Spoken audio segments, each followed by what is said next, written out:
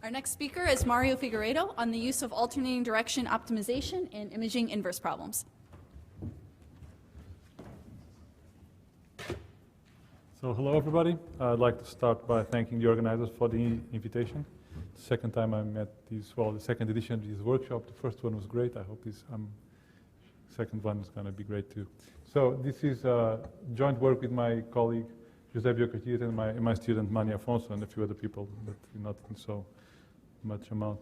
Okay, so since I'm afraid I have too many slides, I'll just skip the outline and jump directly to the motivation, which I'll probably also skip because I don't need to motivate this audience for the importance of being able to solve problems of this sort.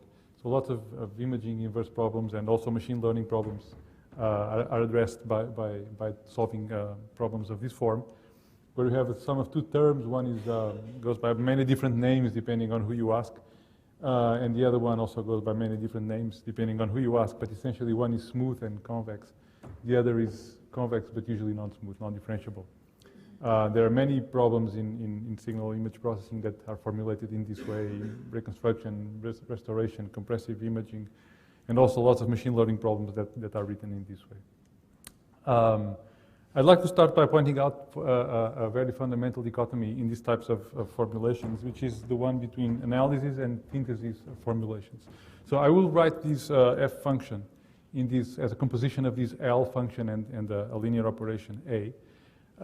In the synthesis formulation, X is not the image or signal. Let's talk about images.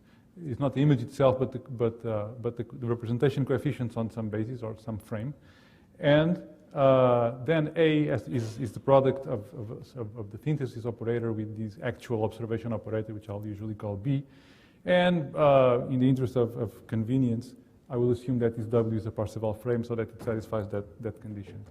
And C is typically a sparsity-inducing regularizer on the coefficients of the representation, which has all of the nice properties from convex analysis. And so, which of course this is well known. And the other, I just want to point it out and to introduce notation. And the other approach is to do the analysis regularization, where now X is the image itself, or the signal itself. A is the actual observation operator.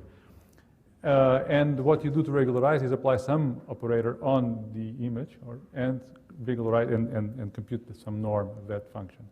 And in this case, I will always assume that what I'm using is some analysis operator, some Parseval frame, which does satisfy this condition. And again, this is LSC, proper, convex, and so on. Of course, total variation also falls in this analysis paradigm, although I would not consider it in this talk. Of course, all these previous models can be written in this way. So this L function is separable, where these Y's are data observations. And many different problems can be written in this way. For example, if you take just squared difference, this model is Gaussian noise. If you take this function, this models Poissonian observations. If you take this function, this models multiplicative noise, and you can continue. But these are the three most important, I think. And all of these functions are, again, all proper, lower semi-continuous, coercive, convex. With these two, for the Gaussian and the multiplicative case, they are strictly convex also. Whereas for the Poisson case, they are strictly convex if all the counts are positive. So these are well-behaved functions, and the problems do not cause very serious problems.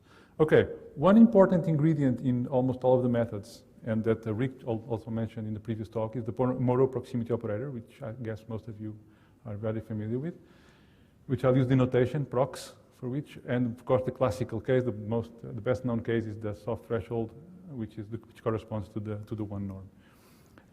And based on these, there's this, well, again, an algorithm which was mentioned before today, I think, which is the IST algorithm for iterative shrinkage thresholding, which was proposed simultaneously by many different people about 10 years ago, and which has roots in work in the 70s. Of course, there's a key condition for the proof of IST, which is that F as a Lipschitz gradient, and this is not true, for example, with Poisson or multiplicative noise. So we cannot use these, at least with guaranteed convergence, for these non-Gaussian cases. And another problem is that even when in the quadratic case, in the Gaussian noise case, if A is a condition or tau is very small, it's known that this method is very slow, and this has stimulated a lot of work on faster versions of these. So I've talked about all of these 2 years ago. And so this is where that will diverge from that. Okay, so in the past couple of years, there's been a lot of interest in using this class of methods called alternating direction method of multipliers for these classes of problems. And I will mostly, what I'll do is probably describe what in my group we have done using these methods. Okay, there are other people now using it. There was sort of an explosion of interest in this class of methods starting maybe 2-3 years ago in machine learning and in signal processing. Just very briefly remind you what this is about. So suppose you have a function that you want to minimize which has two terms, f1 and f2, and f2 is composed with some linear operator. And so you can rewrite a constraint formulation which is equivalent, where you create a new variable u and you constrain it to be equal to gz. And then what you do is you write from the augmented Lagrangian, which is the standard Lagrangian augmented with this quadratic penalty term.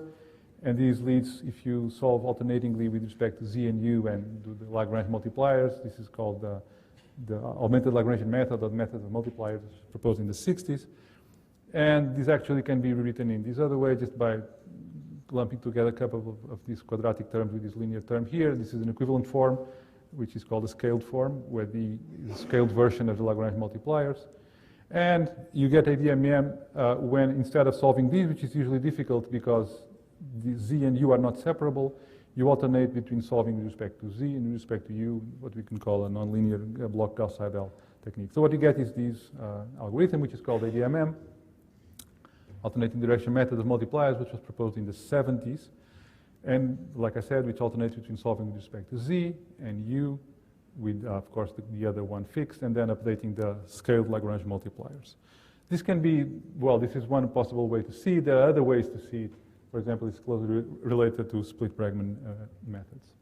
Okay, one very important result that is used for these to claim convergence of algorithms that use ADMM is due to Eckstein and Bertseckers in '92, and it just says a very simple result, at least to state. And it says that if these two functions are closed proper and convex and G has full column rank, and if the problem has a solution, then ADMM will converge to the solution. Actually, the theorem also allows for inexact minimization as long as the errors are absolutely summable. So this is what we'll use to now, what I'll essentially do is extend these not this work, but these algorithms to problems where instead of two functions, you have more than two, probably more than two or more.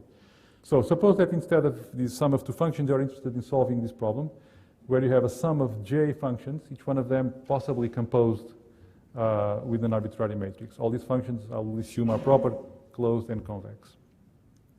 Okay? Okay, of course, if I want to write this problem in this form, there are many different ways. But we'll choose a particular one, which is, let's say that f1 is 0. Let's forget about f1. Let's put everything in f2, which means that I can do that by letting g be obtained by stacking all the H matrices on top of each other, and then by letting f2 be computed by summing all the g functions at the corresponding blocks of u, because this matrix induces a partition of the components of u. There's another way to do that. Other people working on these types of methods for more than two functions. Okay, now this is the original ADMM, so minimization with respect to z, to u, and the update of z. With this mapping, since f1 is 0, the problem we have to solve is purely quadratic, so it corresponds to a linear system of equations. And the structure of G, which is this stacking of the several H matrices, means that this problem has this form. So you have to invert this matrix at each time you need to update Z. The fact that G has this group structure too, and again that F2 is obtained by computing separately with respect to each of the blocks of U, means that these update of U can be split into parallel computations of the proximity operators of each of the G functions. And finally, of course, the update of the Lagrange multipliers can also be split into the corresponding group structure induced by G. Okay? So what are the conditions for this algorithm to be easily applicable? Of course, the proximity operators should be cheap. It should be easy to compute them. And this inversion should be easy to compute. If this is not the case, then you're in trouble. So let's see when this is the case. Rick mentioned one of the cases. I will cover a few more. Let's see, for example, standard say, linear Gaussian observation model with some frame-based analysis regularization. So of course, this can be written in this form simply by letting j equal 2. We have two terms. G1 is just quadratically the norm of the difference between the argument and the observations y. G2 is just tau times the L1 norm. H1 is A, and H2 is P. Very simple mapping. Well, we can invoke Eckstein-Berzecker theorem for convergence because G1 and G2 are closed, proper, and convex, and matrix G has full column rank because we have here the analysis operator of a tight frame, of a Parseval frame, actually. So we call the resulting algorithm SALSA, which stands for Split Augmented Lagrangian Shrinkage Algorithm. We can look at what these conditions for the efficient implementation of the algorithm, which are these proximity operators and this inversion. So the proximity operator for this term is trivial because everything is quadratic, so it's just a weighted average between the observations and the argument of the prox. For the one norm, it's just soft thresholding. What about the linear step? So let's look at a few cases. For example, since we're doing frame-based analysis in this example, P transpose P is identity, so this is simple. So in the case that Rick just mentioned, if we're doing deconvolutions, this is very easy to do using FFTs. Okay, so or the cost is n log n. So if you're doing compressive imaging, where m now is a subsampling obtained, so a subset of the rows of identity applied to the Fourier transform, using the matrix inversion lemma, you can solve it very easily, and you get a closed form expression for the inversion, which also only involves FFTs. So it's an FFT and a forward and a backward FFT. If you're doing in painting, then this is trivial because the corresponding observation matrix is just a diagonal. So this is diagonal inversion. What about if you're doing syntheses, where things seem a little bit more complicated due to the presence of the synthesis operator? Well, the mapping is again trivial. You have two terms. The first term is the same, second term is the same. Now the second matrix is identity, because there's no matrix in there. And the first matrix is B times W. And so we again ensured of convergence because again G has full column rank due to the presence of this identity there. What about the inversion? So now this is the matrix we need to invert. Okay, it looks a little bit more difficult. Well, in the case of convolutions, we can again solve these because by using the matrix inversion lemma and invoking the fact that this is a Parseval frame, we can reduce everything to this diagonal matrix here, and so you need to compute a forward wavelet synthesis, forward Fourier transform, and then the backward version. So it's very cheap. In compressive imaging again, so again and again, by using the matrix inversion lemma when necessary, you can always invert these matrices in these three cases. So these seems to be very competitive. So in my favorite image benchmarking problems, which are the image deconvolution problems, this beats very, very clearly all the state-of-the-art methods when we worked on this, which was in late 2009. So FISTA, sparse, and twist is, let's say, 1 order of magnitude faster, something like that, for most of these imaging problems. For in-painting problems, too, sort of the same kind of speed up. So if you look at time, it's clearly faster. So it's from 200, 120. So it's clearly faster. Okay. So this again, now it's very easy to extend this to other problems. Now we really need a method with 3 terms because now I'm doing deconvolution of Poissonian images.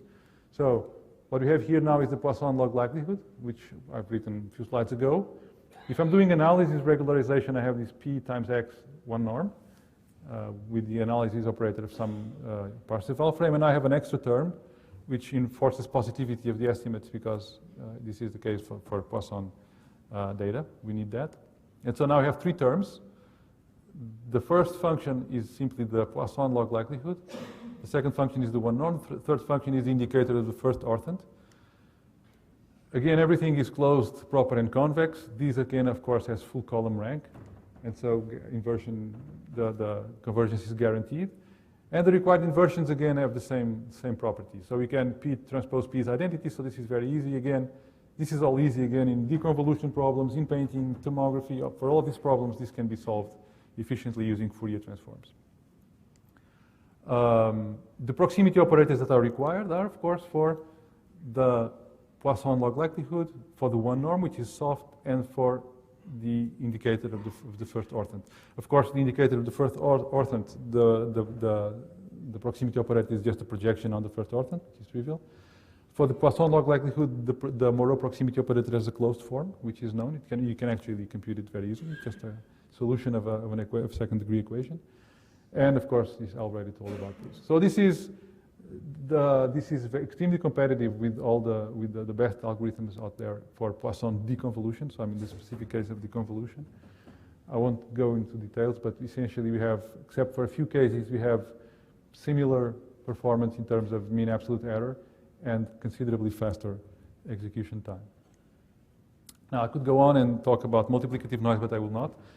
Now I'll talk about another way of formulating these problems, as is well known. Instead of formulating these problems in this form, which is the one I've been looking at, we can also formulate these problems. I'm considering now again the case of linear observations with Gaussian noise. We can formulate the problem by minimizing the regularizer under some constraint on the data term.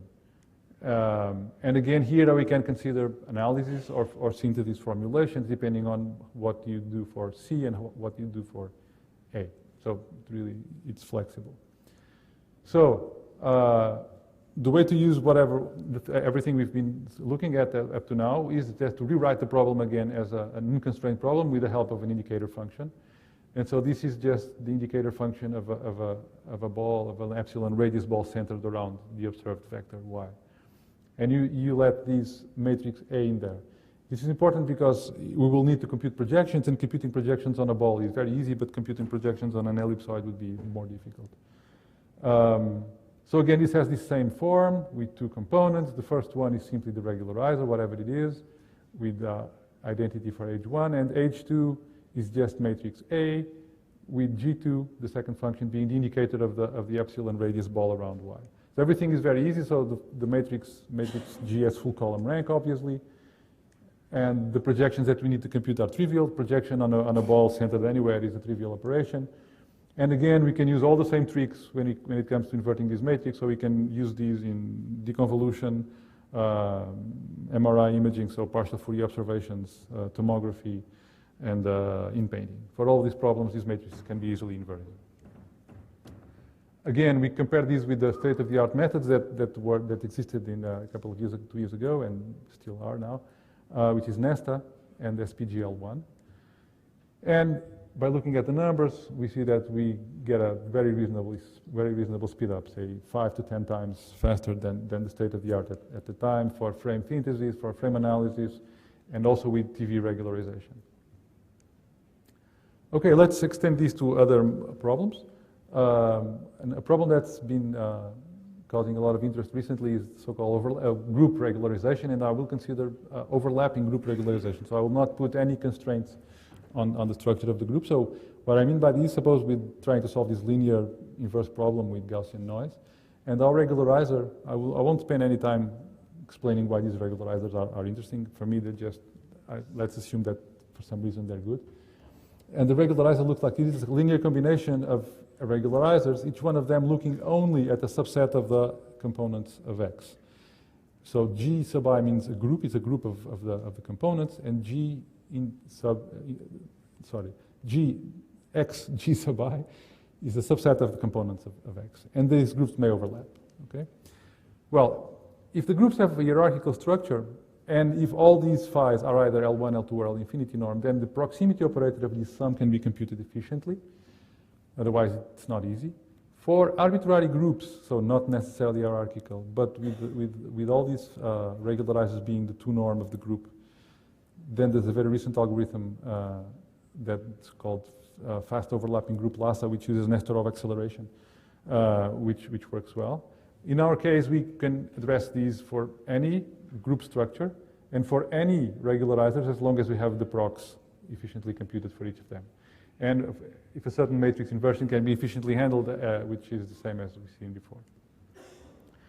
Of course, there are other ways to address this type of problem.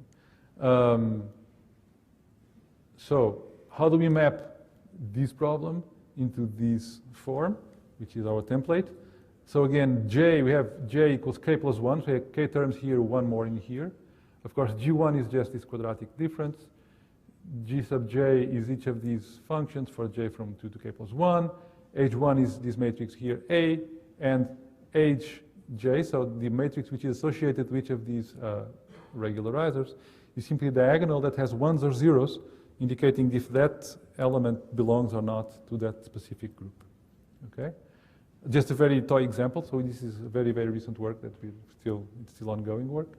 So this is the original function. Its estimate, it's easy to estimate. So these group structure, so the groups look like this. It's the first group is components from 1 to 20. The second group is from 11 to 30. So their length is 20, and they have an overlap of 10 between consecutive groups. And so the original signal has all the elements in the, I don't know, the fourth and the fifth groups, they're all equal to 1. So when they overlap, the signal is equal to 2. When they do not overlap, it's equal to 1. Everywhere else is 0. And so this is a comparison of this algorithm, which is, again, like I said, very simple. So you just can, after this mapping, with the fog lasso, which uses the explicit computation of the proximity operator of the sum of the regularizers, followed by Nesterov acceleration. So ADMM does a bit faster. It's very hard to see here because they all come down very quickly in the beginning, but then ADMM finishes first. I can tell you how these are compared. And in terms of MSC, then it's very clear that ADMM is converging much, much faster. Another thing that we can address using these techniques, that since we can handle more than 2 regularizers, is something that we call hybrid regularization, where you start with a standard synthesis formulation, where you have this synthesis matrix plus the observation matrix, and then you add an analysis term. So you take your image, which is, since x are the coefficients, the actual images or signal is w times x, and you analyze it with some analysis operator of some Parseval frame, not necessarily the same, actually not the same usually, and you get something which is a hybrid regularization, which, as in frame-based synthesis, x, what we're looking for is the regularization, is the representation coefficients, not the signal itself. But as in frame analysis, we're analyzing the image. And again, this is very easy to map into our framework. It's trivial. I will just skip these. It's again the same and the same. All the inversions can be computed. In this case, actually, we need to apply the matrix inversion lemma twice to get to an inversion which has closed form. And some preliminary results again on deconvolution with 2 different types of frames show that essentially analysis is better than synthesis. Hybrid is a little better than analysis, and hybrid is a little faster than analysis. So hybrid sort of is all advantages, no disadvantages.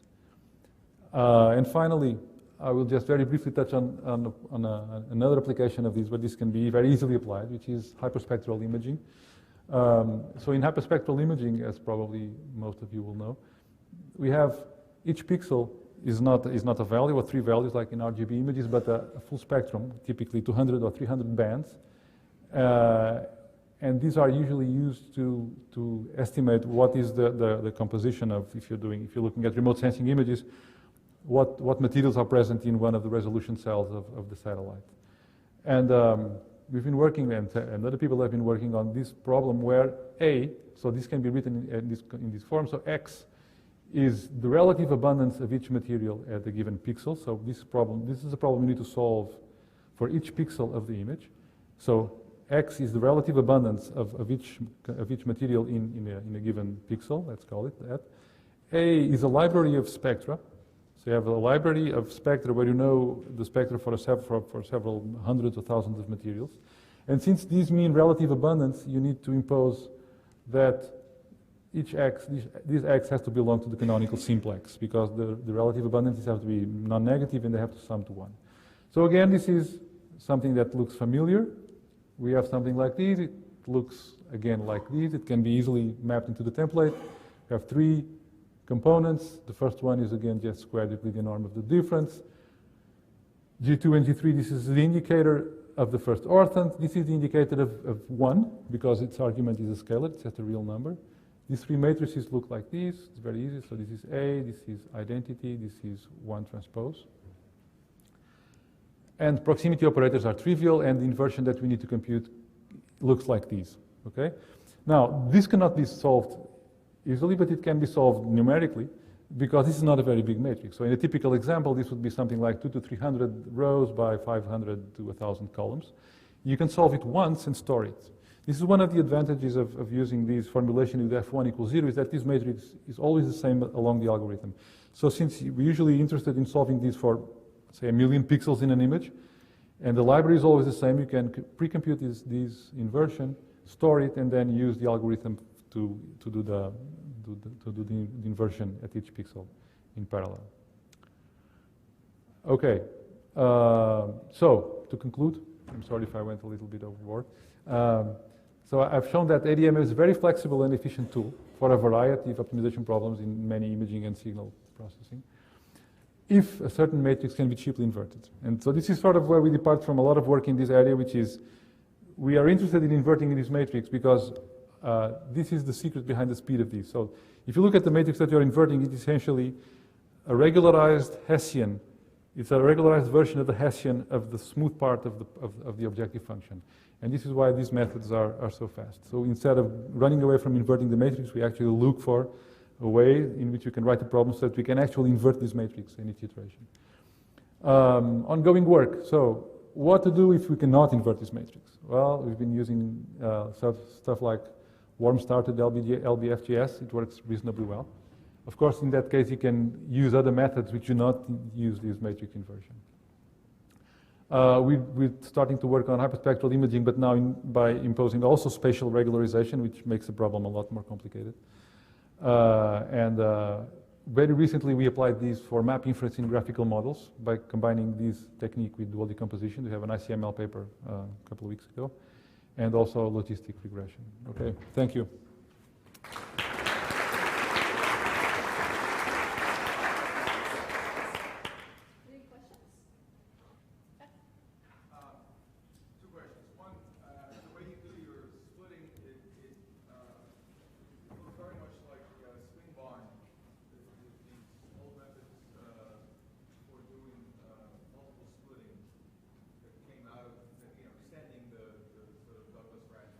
Yeah, yeah. It is probably, yeah, yeah. If you're familiar with that, but you should look that up. And the other is that the way you do it, and I have something similar. There's a multiple splitting algorithm I have that's a linearization type. Yeah. And that, you're doing everything in a Gauss-Jacobi-like approach. In other words, you're doing them all at the same time, starting Right, at the same right. time. All these multiple sub-functions. They're all independent. What? They're all independent. They're all, yeah, in this. And consequently, if you do them in a Gauss-Seidel way, where you do one and then use the result from that to do the next one, to do the next But they don't depend on each other. What? They do not depend on each other. Oh, that's true. Okay, never mind. What you could do, you could update the Lagrange multipliers each time you do that. That you could, but what you're saying you cannot do because they're all independent. They do not share any variables. Right. Just one last question. One comment, ADM has been around a long time. A long time. And why was it not used until now, this stuff? Well, we introduced it not knowing what it was. Yeah, I don't know. I think your work on split Bregman was responsible in part for the huge interest in ADMM in the past 3 or 4 years. Sorry? Huh? So why is it so great? I mean, this Bregman stuff we did with him, it's because it's L1 and T, because it's homogeneous degree 1. Because those results of in X-ing thesis, which are great, have nothing to do with this about errors. You can make gross errors in Yeah. exploration and still get the right answers very quickly in a finite amount of time, in a finite number of steps, because of L1 and T. That's the important part. That's why it beats everything. It's been around, it was not very popular for L2. Yeah, that's a good point. All right. Well, thank you very much, Mario. Mm.